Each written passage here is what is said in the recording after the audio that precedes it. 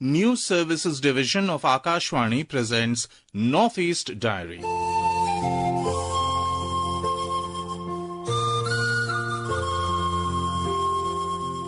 Good evening and welcome to this edition of Northeast Diary.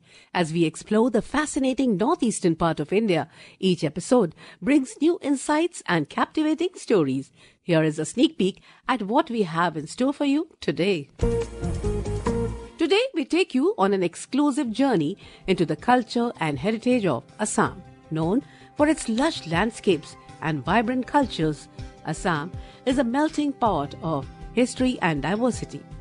Journalist and writer from the state of Assam, Sangeeta Barua Pishorati, will take us on a journey through the cultural and natural marvels of this stunning northeastern gem. And folks, we will bring you a Republic Day report from Nagaland and share Tripura's expectations from the Union Budget 2025, which will be presented on February 1st. But first, listen to a special report from our Shillong correspondent on the negative impact of social media on school children's mental health and focus. Recent studies show that exposure to social media is taking a toll on young minds. School children are increasingly struggling with concentration, and experts believe this is linked to their constant use of social media, which may contribute to anxiety, depression, and long-term mental health issues. Swapnil Thambe, Director of School Literacy and Education, highlights the issue, explaining that while social media can empower young people, when used appropriately, it can also be harmful, especially when overused. Thambe, who has also worked in career counseling at St. Edmund's School, observes that many students are finding it difficult to focus and concentrate. He explains that addiction to short, fast-paced videos on social media is causing a sharp decline in attention spans. In fact, he was informed by teachers that children can focus for only about 5 minutes during a 30-minute class. Most of the kids' attention span has decreased because of these reel culture, short culture and all that, because they're very addictive and the dopamine release, so they cannot concentrate more than 30 seconds. So in the class, teachers were telling me in a half an hour period, in 5 minutes they lose interest, they are not able to concentrate, they're not able to look at the teacher, listen, they are looking here and there, they're getting, if you take away their mobile phones, some parents were sharing, they start shaking, that anxiety. Thambe stresses that social media access should be linked to maturity, something many students lack currently. He suggests that instead of providing students with smartphones, schools should offer controlled internet access through computers, where students can explore educational content. So everything has a good side, everything has a bad side. The thing with social media and internet is that it can empower you like anything if you use it the right way, and it can destroy you also, if you get addicted. So you need to have maturity. When the kid is in school, if they want access to internet, they should be given access in the form of a computer where they can learn. That's fine. We do have computer periods, right? So where they can access and all that. I think access to internet, that too monitored access through a desktop or a laptop, that is good enough to give them all the resources.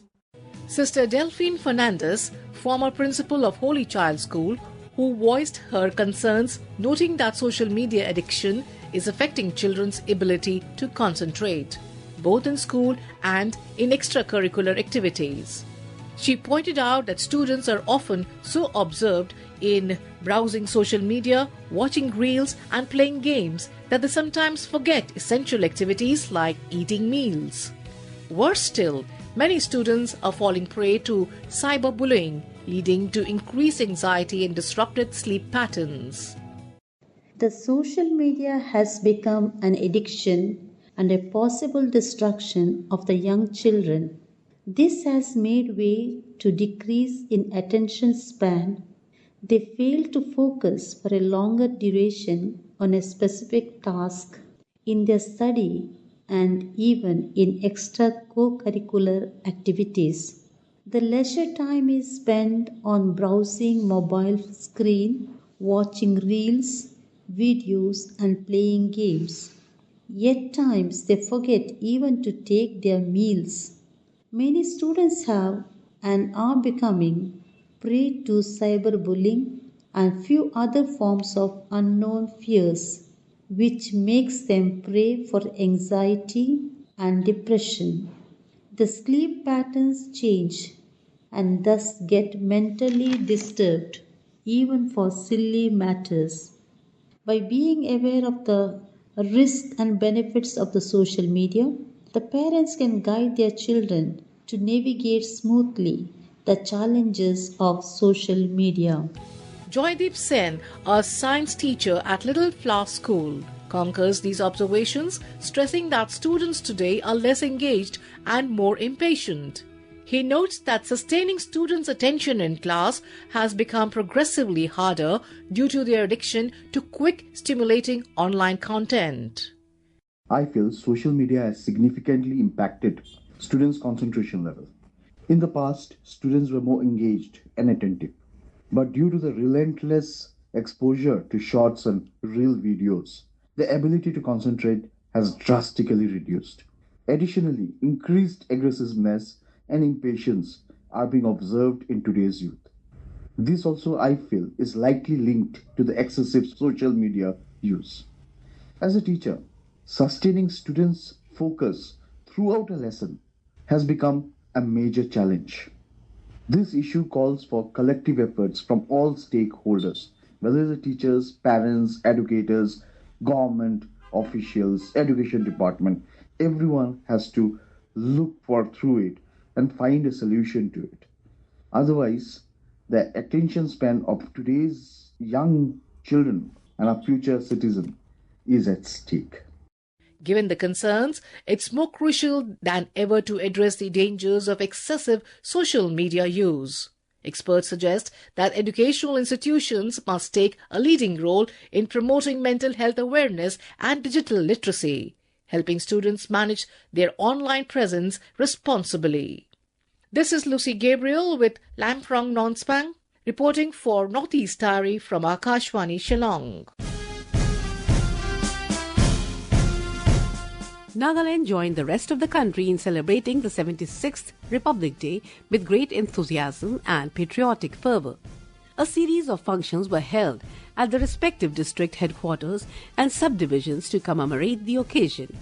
The main Republic Day celebration was held at New Secretariat Plaza in Kohima, where Governor La Ganesan unfurled the national flag and took the salute from 17 parade contingents. Our Kohima correspondent Asunu brings us this report.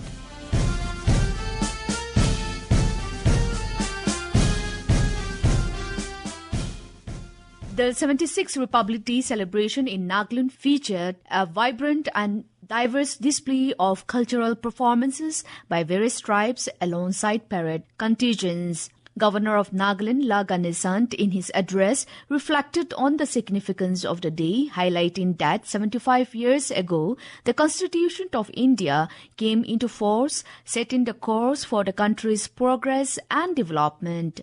I extend warm greetings to all of you on the 76th Republic Day.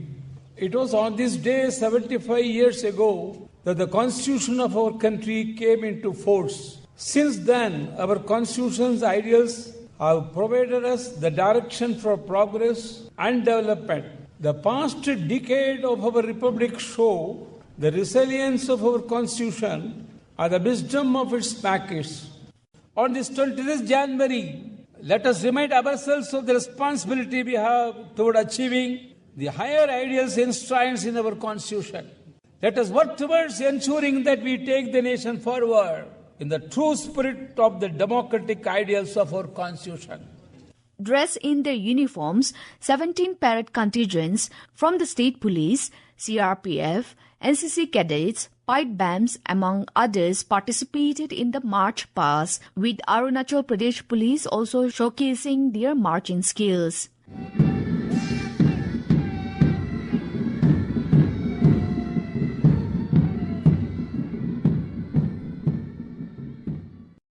On the occasion, the governor also handed awards to individuals in various categories such as President's Medal for Distinguished Service, Police Medal for Meritorious Service, and Governor's Commendation Certificate, among others.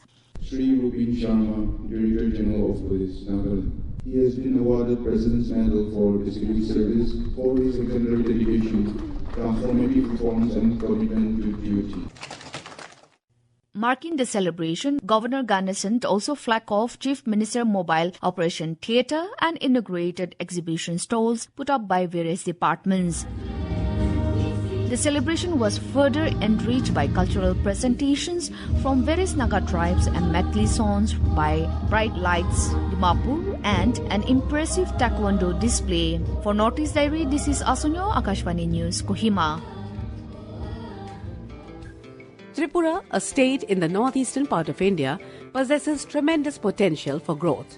With the Union Budget 2025 set to be presented on February 1st, the state anticipates a slew of measures to accelerate its development. Our Agartala correspondent Kunal Shinde brings this report. The central government has in recent years opened up many avenues for economic development of rural people and especially women and youth in the state of Tripura. The government has also been consistently providing financial support to the farmers through schemes like Pradhan Mantri Kisan Samriddhi Yojana. In addition to this, the Lakpati Didi and Drone Didi for easy feeding of fertilizers in the cropping fields gives dividends to the farmers. Also, PM Divine that has brought yields in internal road communication and infrastructures needs more focus and enhancement. In order to further boost the state's economy, economists and civil society feel that Tripura has a huge potential to explore tourism economy which needs more focus to excel. Also, Tripura along with the entire northeast can be an educational hub. Tripura shares an 856 km long border with Bangladesh.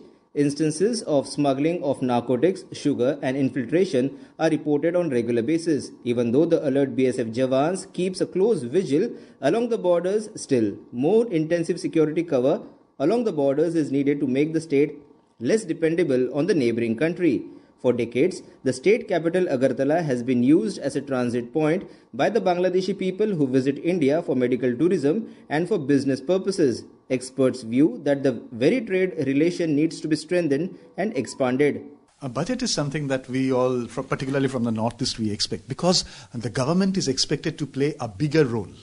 The private sector is limited, so government initiatives are always a welcome thing for the people of the region. Something, a kind of special project, maybe something like the Statue of Unity, or maybe on the Manikka Kings, something which can be a center of attraction, a declaration on that aspect, which can be an attraction for the tourists from the rest of India.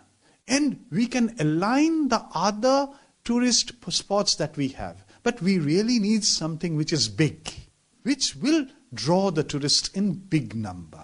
Now, we have had high hopes on connectivity.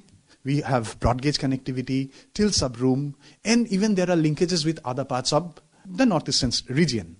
People are moving more in trains, and the demand for train wagons, train coaches, train engines are increasing. Why can't we think of having coach factories in the northeastern region? Why can't we think of having locomotives being set up in this region? There are so much of development in infrastructure during the last 10 years. Even then, there are scopes to improve the infrastructure, modern some institutions, so that not only the employment issue, but the communication and other issues should be developed.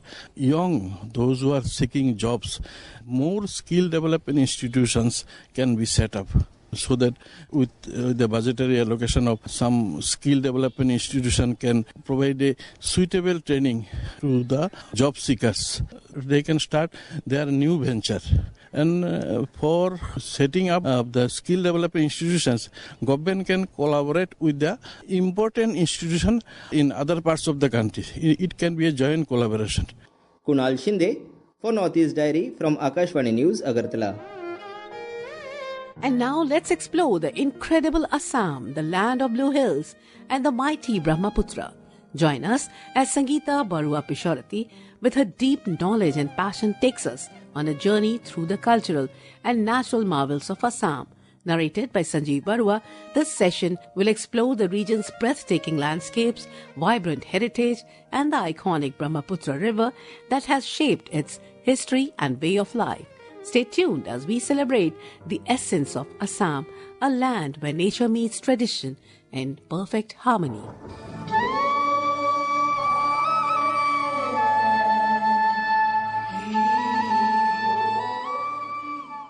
Pragjotishpur, or the Kamarupa of the ancient times, the abode of goddess Kamakhya, the land of Shankaradeva, the great Vaishnava reformer of the 16th century, who gave India its classical dance form Satriya, among other gems.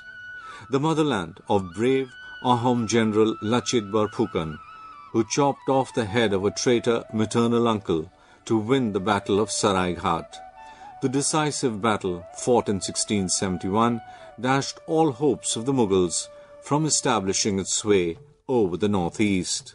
Unlike other parts of present-day India, Assam came under the British Empire only in 1826, after its Burmese invaders lost the battle against the better-armed British. Today, Assam is the gateway to India's northeast.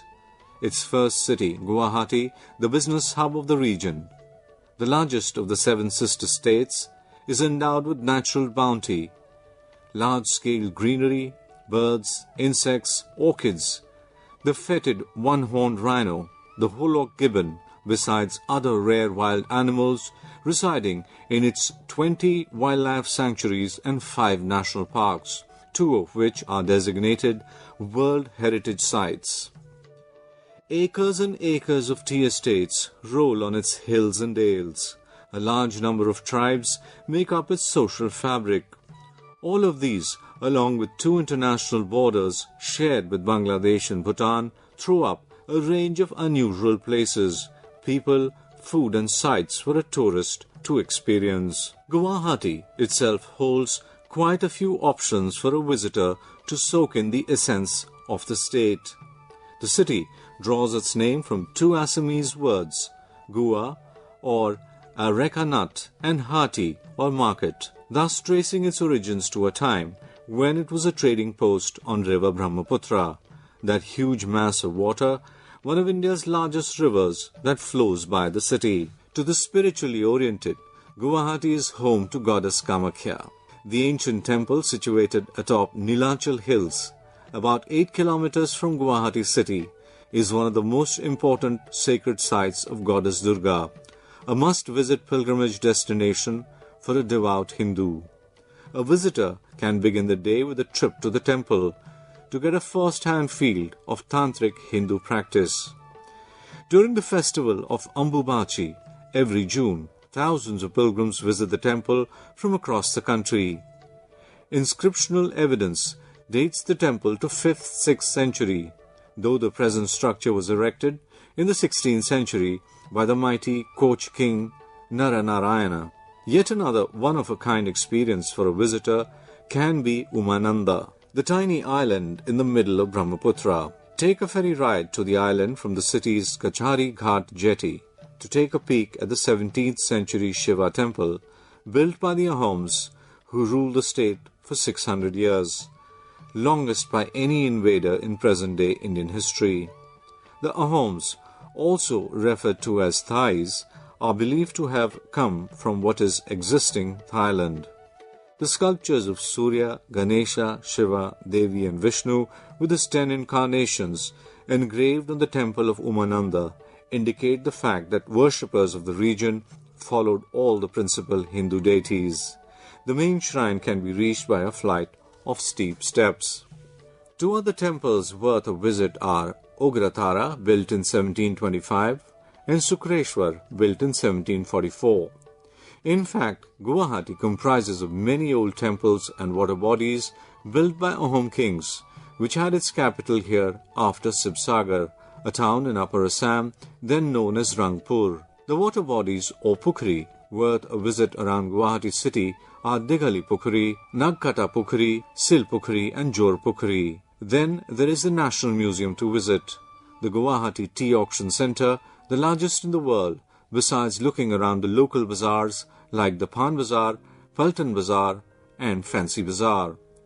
Also the Cotton College, the premier educational institute established in 1901 by the British in Pan Bazaar. A day-long trip from Guwahati can be planned to Swalkuchi village, the center of the famous Assam silk.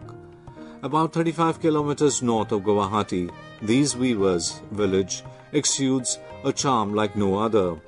Almost every house has a shed that has the traditional bamboo looms, the gentle click-clacking of which can be heard from the streets.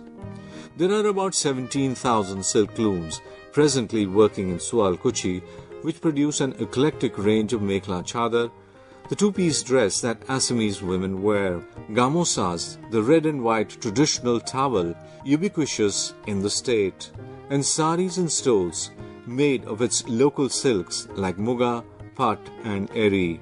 Yet another important place of Assam for a visitor is Hajo, 32 kilometers west of Guwahati. Hajo is unique as Hindus, Muslims and Buddhists consider it to be a sacred place. The Haigreev Madhav temple is perhaps the oldest temple in Hajo, believed to be originally built by Pala rulers in the 6th century. Then there is Daul Griha, the Ganesha temple, the Kedareshwar temple, Haragauri temple, among others. Hajo is also home to Poa Mecca, literally 1/4 of Mecca. The Dargah on Garurachal Hill has the tomb of the 14th century Sufi Pir Sheikh Ghiyasuddin Aulia. Hajo is also seen by a section of Buddhists as the place where the Buddha attained parinirvana, or half the enlightenment.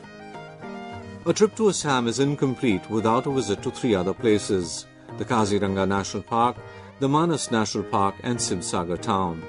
The 850 square kilometers wide World Heritage Site, Kaziranga, is home to the one-horned rhino. A memorable way of exploring Kaziranga is on elephant back. As the gentle creatures meander through the tall grass and the beetles or flood-formed lakes, there's every possibility of coming face to face with the rhinos or see them grazing unmindful of human presence. The Elephant Festival, held every February in Kaziranga, is a big draw with diverse cultural shows, food stalls and a riveting display of antics by domesticated elephants. A range of luxury to budget hotels and resorts that serve authentic Assamese food are available for tourists who stay and enjoy days in the midst of nature. The Manas National Park is also a World Heritage Site. The park was declared part of Chirang Ripu Elephant Reserve, which serves as the international corridor for elephant migration between India and Bhutan. Spread over 500 square kilometers on the banks of River Manas in Buxa and Chirang districts, the park has an extensive wet savanna grasslands. Besides hosting a formidable variety of fauna and flora, Manas is home to the rare golden langur, the wild buffalo and clouded leopard. In winter, hundreds of migratory birds flock to Manas. Sibsagar in Upper Assam is worth a visit to get an idea about how the Ahoms lived. It's the capital of Ahom Kingdom between 1228 and 1826. It has quite a few places of tourist interest, like the Shivsagar water tank, excavated by Ahom Queen Ambika in 1734. The twin temples of Shiva Dol, Vishnu Dol and Devi Dol are a must visit. Take a stopover at the Thai Museum here to look at the textiles and other artifacts belonging to the Ahom kings. Jaisagar, the water tank 5 kilometers from Sibsagar, is by far the largest of all the tanks made by the Ahoms. It was built by King Rudra Singha in the memory of his mother, Joymoti, who was tortured to death by their enemies because she would not reveal her husband Gadadhar Singha's whereabouts. Ranghar, Karenghar, Talatalghar, the palaces of Ahom kings, are some other attractions in Sibsagar. If there is time at hand, 3 other places should be included in the itinerary. One is Majuli, the largest riverine island in Asia. Majuli is dotted with over 100 Vaishnava monasteries, which are a repository of Shankaradeva's teachings. Though the ideal time to visit Assam begins in end September, planning a trip to the state in April can bring with it a host of new experiences. Besides seeing the best of nature in springtime, a visitor can enjoy the state's biggest occasion for song, dance, food and festivity, Bihu. And now we bring you a song capturing the mood of the river Brahmaputra in Assam.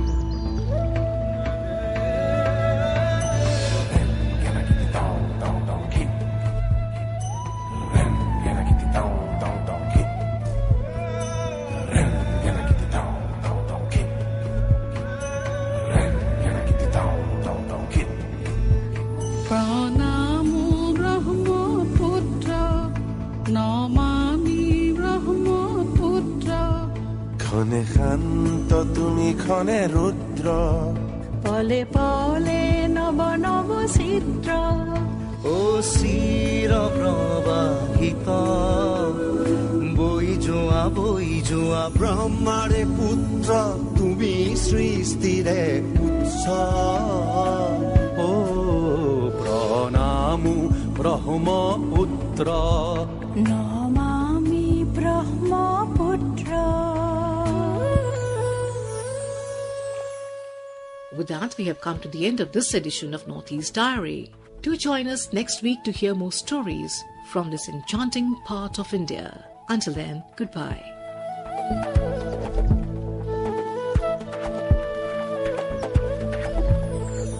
तेरी लहरों में पिता की बाहें मिले तेरी बूंदों से फसलों के मोती खिले सदियों से तेरे किनारे जीवन का है खजाना तू बहना यूं ही बहना ये धरती सजल कर बहना तू देश के कंधे का है नीला दुशाला नाम ब्रह्मपुत्र नमामि ब्रह्मपुत्र.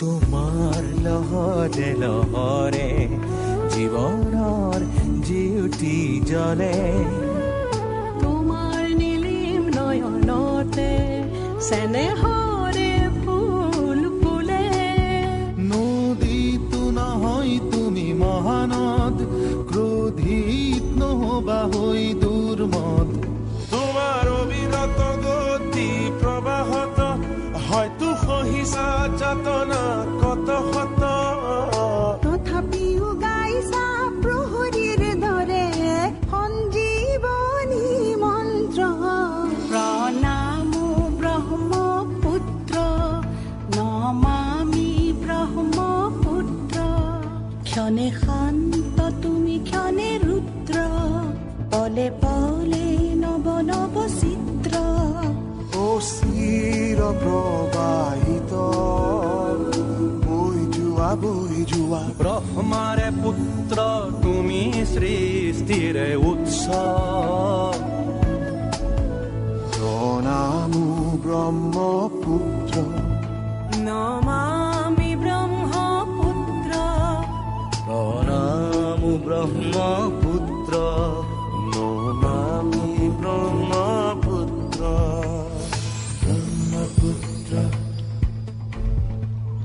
ব্ৰহ্মপুত্ৰ.